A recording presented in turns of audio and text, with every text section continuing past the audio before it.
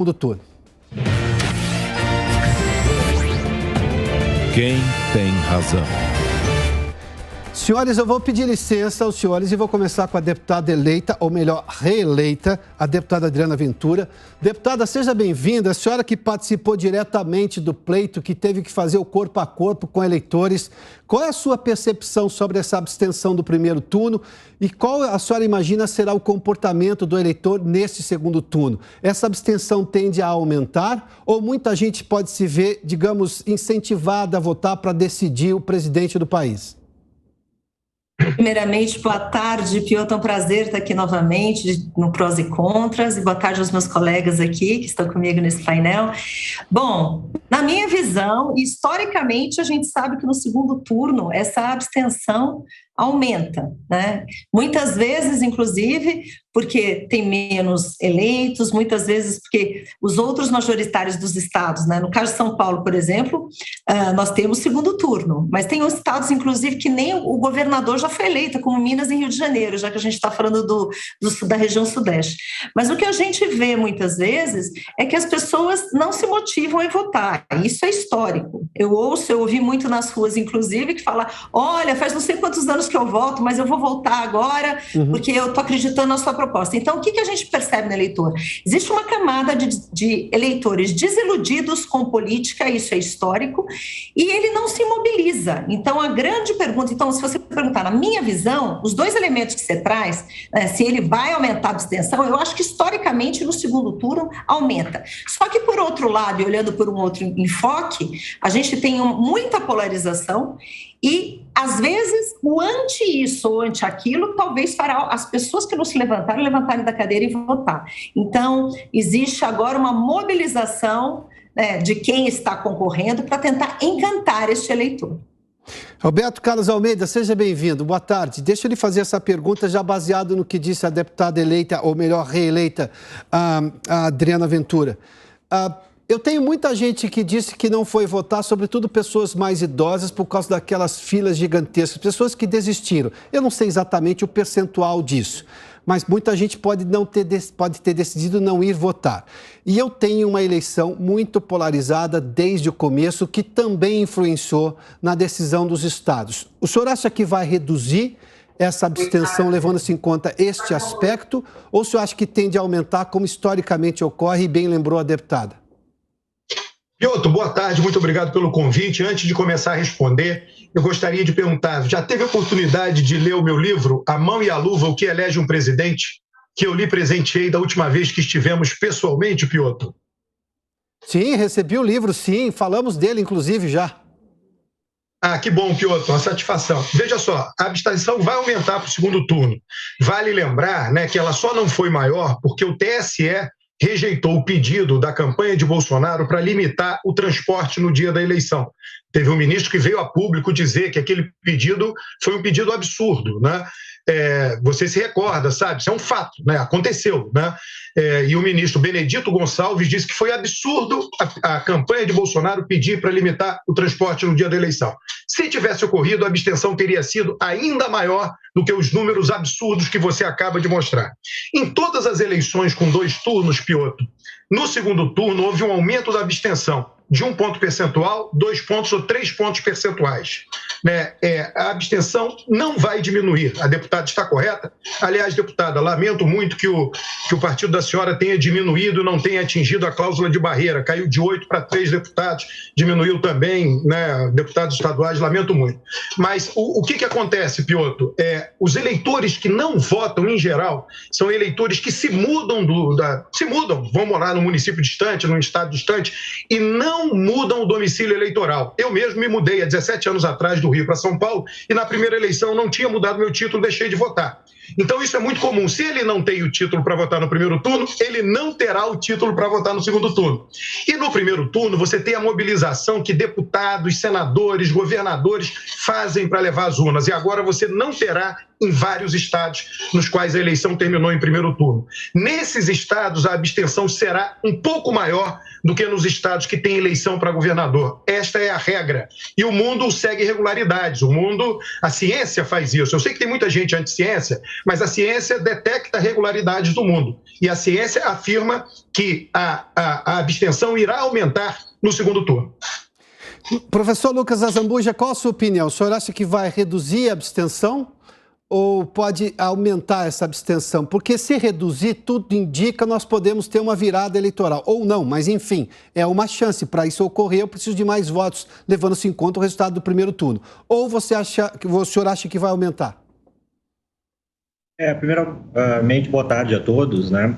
Eu acho que algumas regularidades, discordando um pouco do professor, algumas regularidades a gente pode não observar nessas eleições, haja vistas a particularidade delas, né? Uma eleição muito polarizada que nós estamos vivendo, com mobilizações muito fortes dos dois lados, né? E o segundo motivo é que os motivos de abstenção, eles são heterogêneos, né? O que leva pessoas a se absterem no primeiro turno de votar pode ser esse motivo da residência, mudança de residência do domicílio eleitoral para o domicílio físico, enfim, mas por outras razões, né? Então, eu acho que a gente deveria olhar esse dado também com um dado de votos brancos e nulos, né, para a eleição presidencial.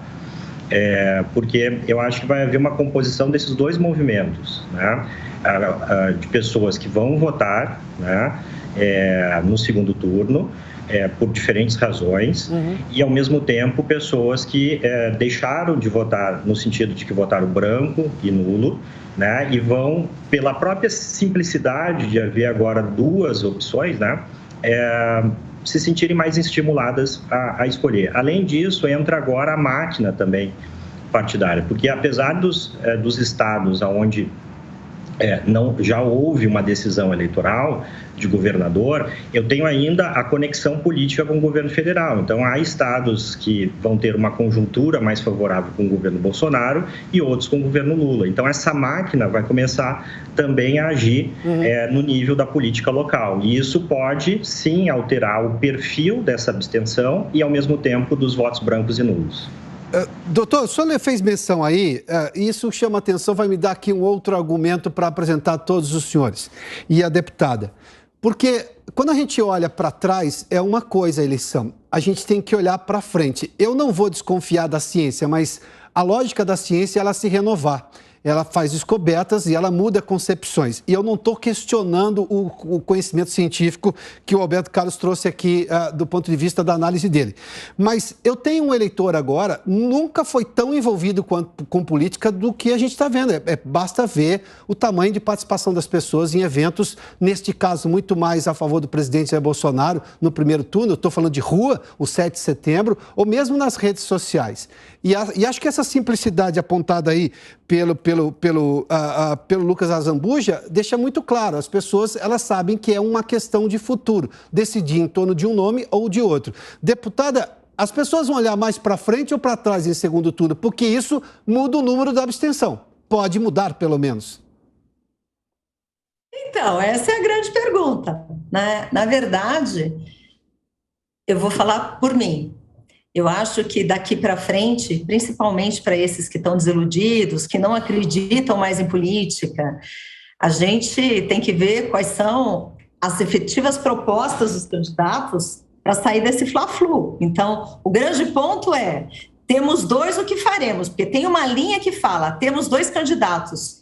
Eu vou olhar qual a proposta, qual é aquele menos pior, o que seria melhor para o Brasil, com base em propostas, e então você vai naquele lado que nenhum dos dois é bom para o meu país, não vou me anular e não vou votar em qualquer coisa. Agora, tem uma coisa que eu acho muito interessante, que os candidatos, na minha visão, a única coisa que eles têm que fazer para chamar a atenção do eleitor aqui, na minha visão, para atrair eleitores, é reconhecer os erros. Cada um se errou de um lado e não encanta eleitor, ele tem que reconhecer os erros para atraí-los, porque senão a gente vai ficar na mesmice, Piotr. Daí é o passado que eles vão levar em conta. Tá, deputado, então eu vou pegar os dois discursos, ou parte dos discursos que nós transmitimos hoje na agenda dos dois candidatos.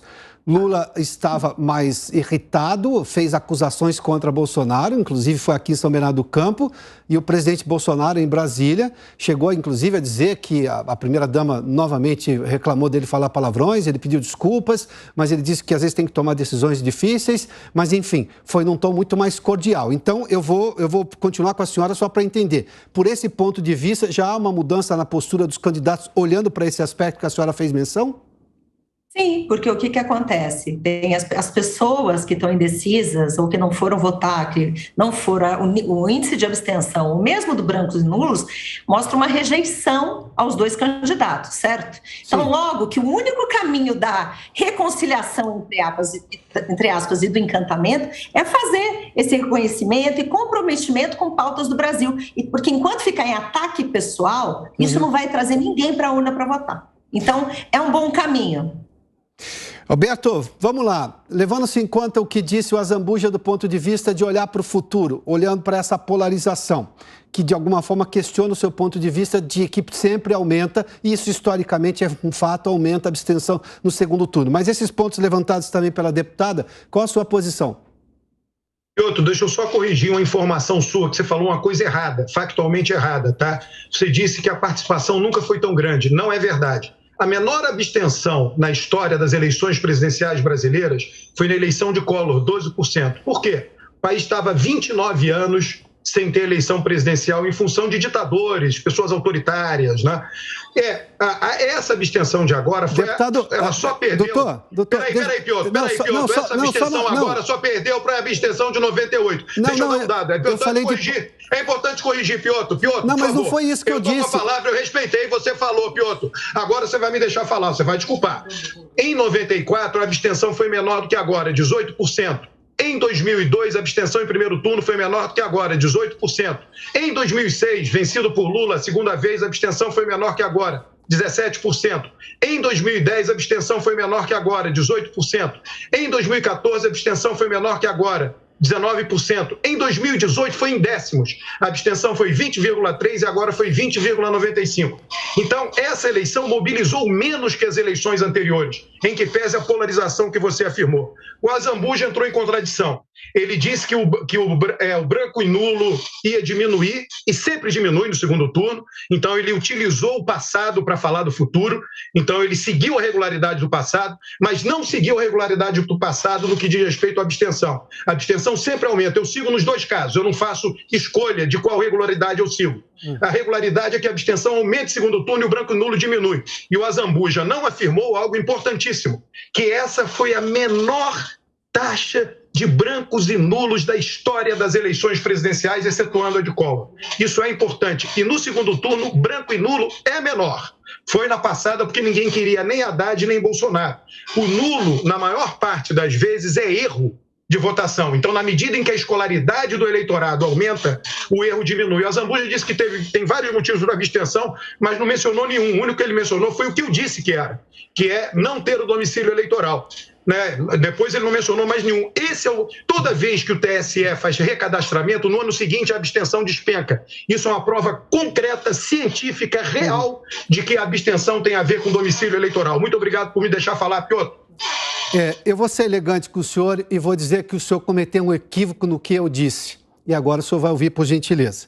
O que eu disse é que nunca se viu tamanha participação das pessoas discutindo política. Eu não estava falando de números de abstenção. Isso é um dado matemático que o senhor traz extremamente importante. O que eu fiz é participação política. A deputada pode falar. O fenômeno do Partido Novo... Eu falei em participação em comparecimento. O senhor pode aguardar discussão, agora? Não sei como é que é. Corta o áudio, por gentileza, do Alberto Carlos, porque agora o senhor eu permiti que o senhor falasse. Agora o senhor vai ouvir, por gentileza. Eu preciso da educação dos nossos convidados, senão a gente não faz um debate aqui, senão a gente não pode reclamar do baixo nível da política brasileira.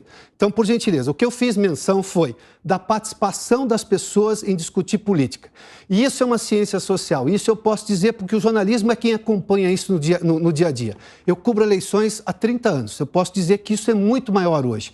Talvez porque as redes sociais mostrem, mas talvez porque as pessoas discutam isso no dia a dia. E isso tem sido visto com muita frequência. Eu tenho deixado isso claro aqui, todos os entrevistados que vêm aqui, todos dizem exatamente essa mesma percepção. Eu não estou fazendo uma comparação numérica. Até porque a gente pode variar em percentual e número absoluto, são coisas muito diferentes. Mas, enfim, eu não estou questionando o seu dado matemático, professor. O que eu estou questionando é o nível de participação das pessoas, de envolvimento das pessoas em relação à política. Era essa a questão do equívoco da sua interpretação, que eu só quis deixar claro. Jamais impediram de falar, senão não teria nem lhe convidado a participar desse programa, como o senhor já veio várias vezes. Bom, restabelecido aqui a civilidade, extremamente importante. Professor Azambuja, por gentileza, na sua opinião, o que o senhor acha que vai acontecer? Eu quero, assim, o que eu disse é que os motivos da abstenção, eles são diversos, né? Tem o domicílio eleitoral, como o professor mencionou, mas também tem indiferença política, razões pessoais, circunstanciais, fenômenos em ciências sociais, eles não têm a mesma regularidade estatística do que fenômenos naturais. Isso daí é uma diferença básica no campo científico, né? Então, quando eu tenho circunstâncias, né, específicas de contextos que podem marcar o fenômeno, eu posso ter uma reversão de irregularidades. De fato, eu não discordo de que, em geral, a abstenção aumenta no segundo turno. O que eu falei é exatamente o fato de que existem circunstâncias específicas dessa eleição que me parece que é esse envolvimento, né, não numérico, mas um envolvimento no discurso, no engajamento da população que está participando na eleição, que pode fazer uma diferença em pessoas que, por razões que não são de domicílio eleitoral, tá, comparecerem. E isso tem que estar agregado também à questão de votos, de um lado, branco e nulo, e, ao mesmo tempo, de não correspondências, ou seja, no caso do estado onde eu resido, Minas Gerais, pode haver aquele eleitor que no primeiro turno votou no candidato Zema, né, e votou por alguma razão no Lula. E agora, com o apoio do Zema, pode mudar de ideia e, né, reverter o seu voto. E assim também, o que eu acho que a importância do não comparecimento, ela precisa ser relativizada frente a essas circunstâncias específicas que nós estamos vivendo, né? E não dizer que ela é não importante, mas ela tem que ser ponderada nas circunstâncias específicas e na influência que as regularidades nas circunstâncias específicas podem ter ou não. Azambuja, deixa eu pegar esse seu ponto e aí eu começo uma nova rodada com você mesmo, até porque você fez menção à questão de Minas Gerais. A gente viu uma declaração muito forte do governador de Minas em apoio a Jair Bolsonaro, como foi o governador de São Paulo. Mas teve uma declaração do governador Romeu Zema que chama a atenção, que ele disse, olha, no primeiro turno, aliás, uma coisa que o próprio presidente Jair Bolsonaro, candidato à reeleição, tinha dito, os governadores estão preocupados com a própria eleição. E ele disse, naquele momento, o eleitor está muito preocupado ali com a questão local. Agora não, agora o político se sentiria mais à vontade e em torno dessa aliança, me parece que Jair Bolsonaro saiu muito na frente do ponto de vista de conseguir o apoio desses políticos para fazer campanha para ele no segundo turno. O senhor acha que isso realmente faz diferença agora, neste momento? Ou seja, esse engajamento político para falar... O Romeu Zema chegou a falar no número de municípios de Minas, para lembrar como é que era a situação no governo do PT e como é agora.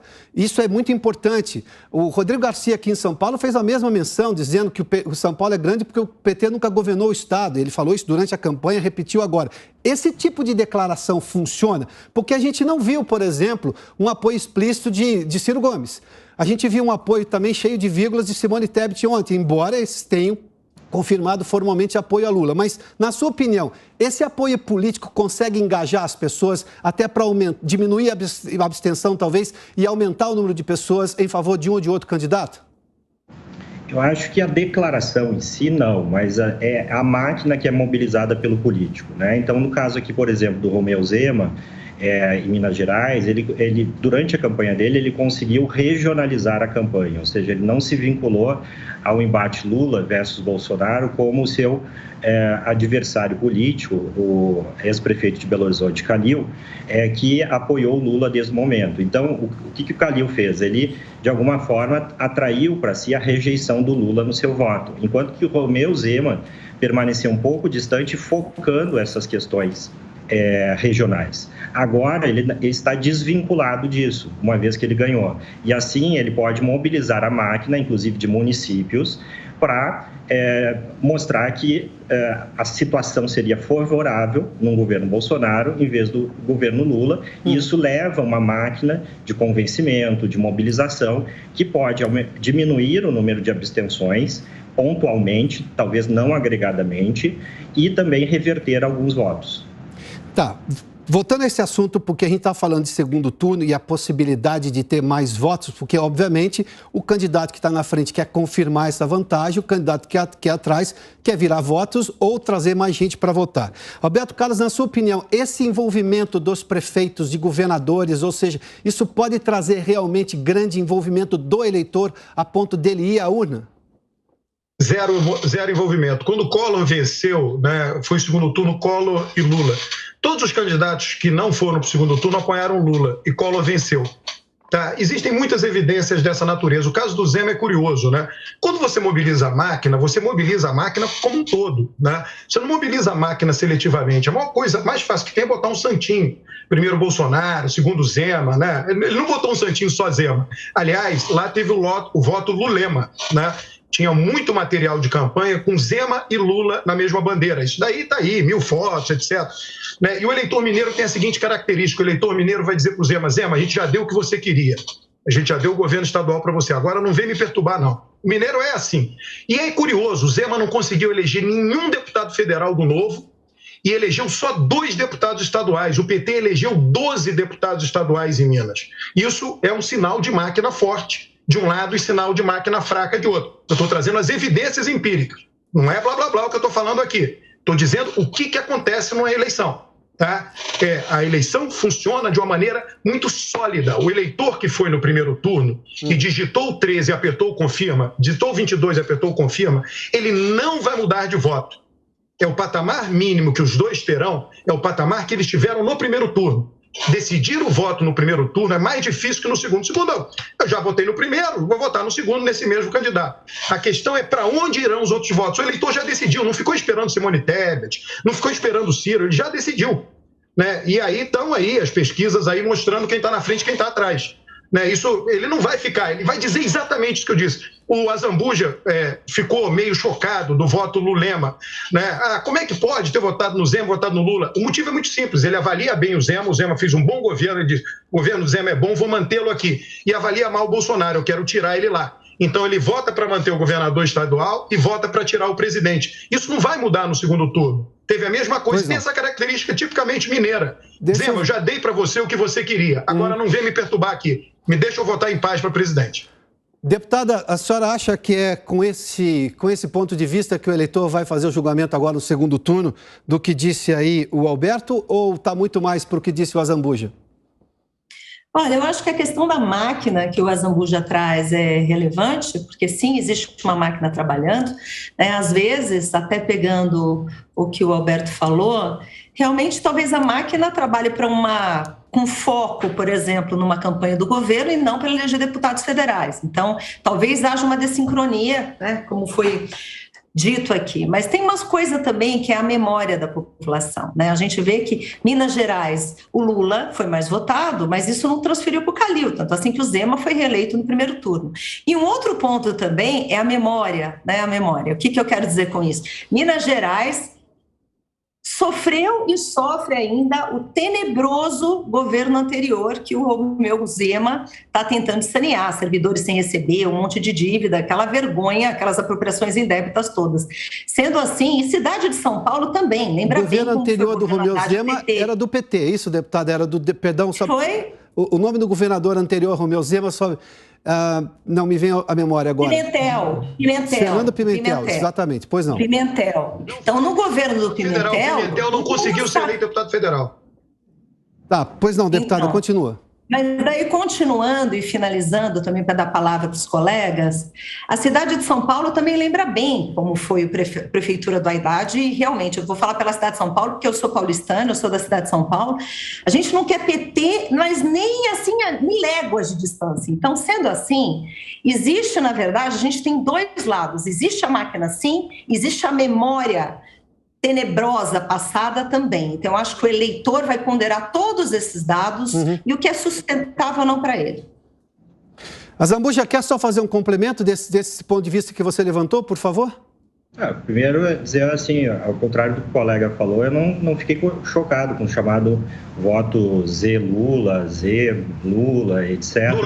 Eu observei o fenômeno, aconteceu esse fenômeno, inclusive eu mencionei, e eu estou dizendo que esse fenômeno, o empate, ele pode não se repetir no segundo turno, exatamente por essa, como a deputada falou, por essa memória, né, das dificuldades que as administrações do PT impuseram no Estado, por exemplo, atraso da folha de pagamento dos servidores públicos, falta de repasse de verbas, uma série de problemas regionais, né?